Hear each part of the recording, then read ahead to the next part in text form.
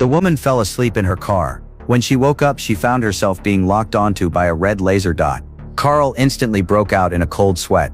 Before her mind could process what was happening, danger had already arrived ahead of her realization. Before she could even react, the kidnappers smashed through the window and threw her to the ground. Faced with such a well-coordinated and professional act of violence, Carl had absolutely no chance to resist. She was then forcibly stuffed into a huge metal cage. No matter how much she cried and begged for mercy, no one paid any attention to her. She had no idea where she was, nor did she understand how things had ended up like this. But judging by the methods these people used, it was obvious that their motives were far more complicated than simply wanting money. Yet her instincts kept warning her that the real danger might only be beginning. When Carl woke up again, she discovered that they had been locked inside what appeared to be a dark basement. The main door had already been sealed shut.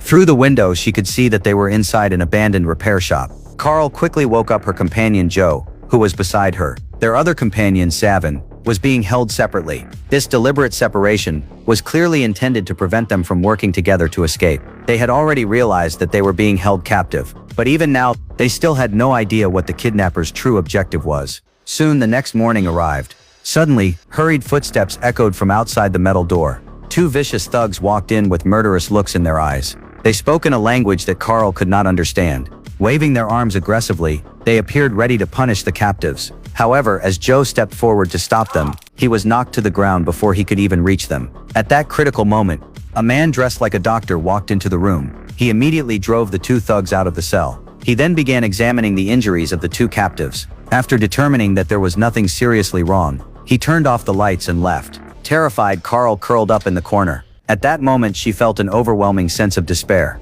However, she had no idea that something far more horrifying was still waiting ahead. No one knew how much more time had passed. Suddenly, a strange ringing sound echoed through the hallway. Carl quickly moved to the wall and watched cautiously. She saw the doctor answer a phone call. He then loudly called for two of the thugs. The men forcibly entered the prisoner's cell. Then they dragged Joe away without hesitation. Carl cried out helplessly, but all she could do was watch her companion being taken away. Not long afterward, sounds came from outside the door again. Carl naively thought that Joe had returned. Instead, what appeared before her was his lifeless body. All of Joe's organs had been removed. Only then did Carl realize that they had been taken to an organ trafficking operation. As for what was going to happen to her, Carl could already imagine it all too clearly. Another day passed. Carl was awakened by loud noises coming from upstairs. She hurried to the window and looked outside. To her surprise, she spotted military vehicles that had arrived for repairs. It felt as though she had finally seen a lifeline. She immediately began shouting for help at the top of her lungs. However, just as someone was about to hear her cries, a dark figure silently appeared behind her. Carol wasn't even married yet she had already become a widow. Because not long ago, her fiancé was brutally killed by ruthless criminals. The sudden tragedy nearly destroyed all of her hope.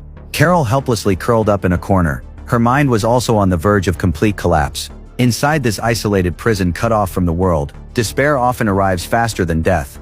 Only then did she finally realize that the doctor's inspections were not acts of kindness, but were meant to ensure that their bodies met the requirements for organ transplantation. In the kidnapper's eyes, these people were not human beings, but merchandise waiting to be sold. Just as Carol was about to give up hope, the sound of a child crying came from the room next door. That innocent cry seemed to pull her back from the abyss of despair. Carol was a rescue worker from France.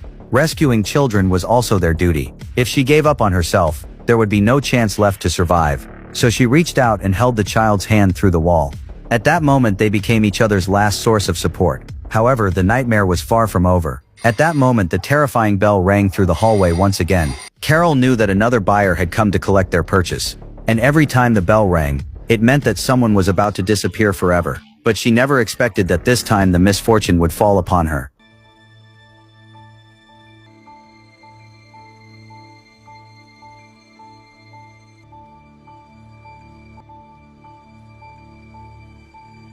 At the end of the hallway was a crude operating room, and the lead surgeon was the very same man.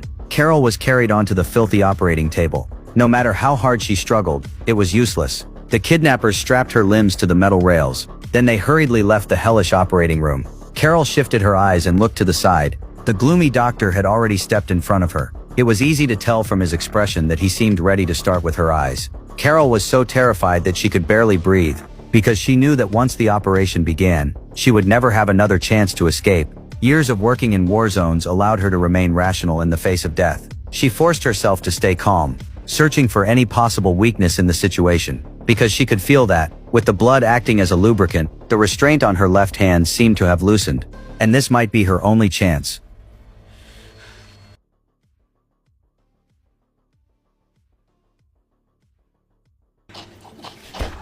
Carol quickly got up and freed herself from the restraints.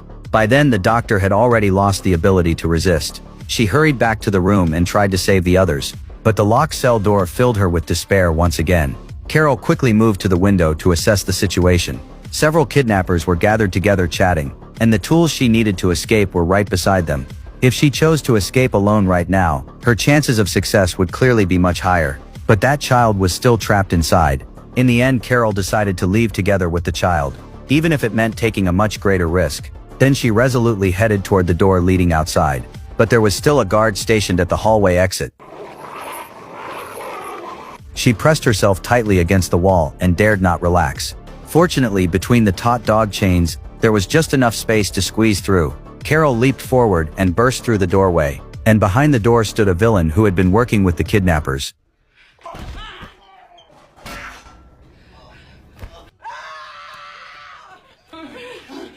Carol forced the monster beneath the water. Now no one could stop her from surviving. After the room fell silent, she took the necklace. Then she carefully made her way outside the factory. Looking at the ruthless criminals only a short distance away, Carol did not dare make a single sound, because if she was discovered, she would certainly die.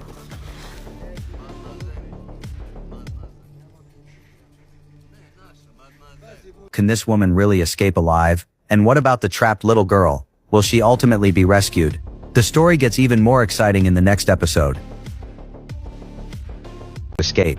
If she wanted to leave this place alive, she first had to learn how to hide herself. So she held her breath. She did not dare make a single sound, because the murderous psychopath was right in front of her. One careless mistake would make her the next victim. Carol lowered her body as much as possible. She grabbed the bolt cutters the moment he turned around. Then she slowly backed her way toward the cabin. Throughout the entire process, her heart was pounding wildly, terrified that even the slightest noise would reveal her location. She then carefully made her way back into the cabin. The cabin was filled with clothing that had belonged to previous victims. The clothes were piled up like a small mountain, as if silently telling the story of the atrocities committed there. Carol dared not think about it, and hurried back to the basement. Using the bolt cutters, she cut through the barriers and reached her companion Savin. Just as Carol cut through the final lock, heavy footsteps suddenly echoed from outside the door. Everyone's heart instantly jumped into their throat.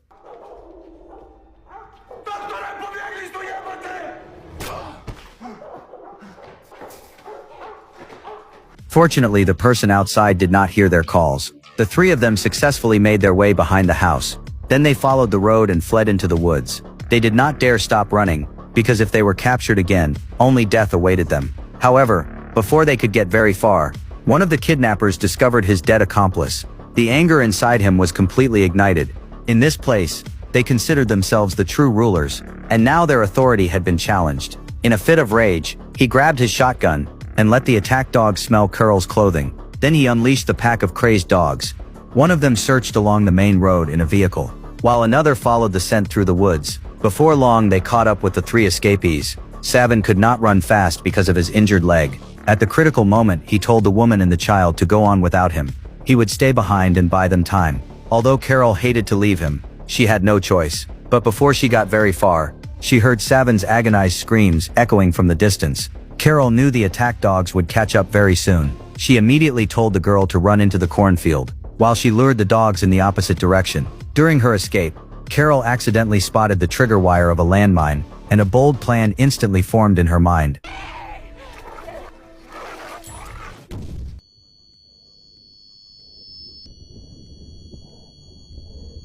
The shockwave from the explosion left her dizzy and ringing in the ears. She forced herself back to her feet and ran into the cornfield. There she found the girl who had already been captured by the kidnappers. Meanwhile, the armed criminal was still chasing them from behind. Carol quickly took the girl and hid inside a nearby pit. After hearing the criminal's footsteps pass by, they quickly got up and ran in the opposite direction, but the sound of their footsteps still attracted the criminal's attention.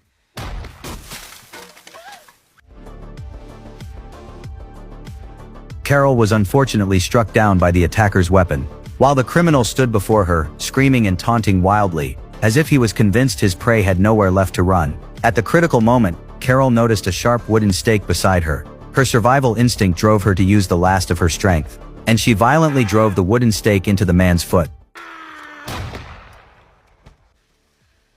After that, the entire cornfield fell silent once again. The non-stop escape and her injuries had completely drained Carol of all her strength. An overwhelming drowsiness continuously consumed her consciousness, and the terrified little girl quietly curled up beside her. Through her blurred vision, Carol opened her eyes once more. She vaguely saw a group of soldiers approaching. Perhaps they had come after hearing the gunshots. At that moment, the fear in her heart finally began to fade, because she knew this terrifying nightmare was finally coming to an end. This film was released in 2010. With a very small budget and a limited cast, it successfully created an atmosphere that was both tense and intense, while also being filled with suspense and mystery.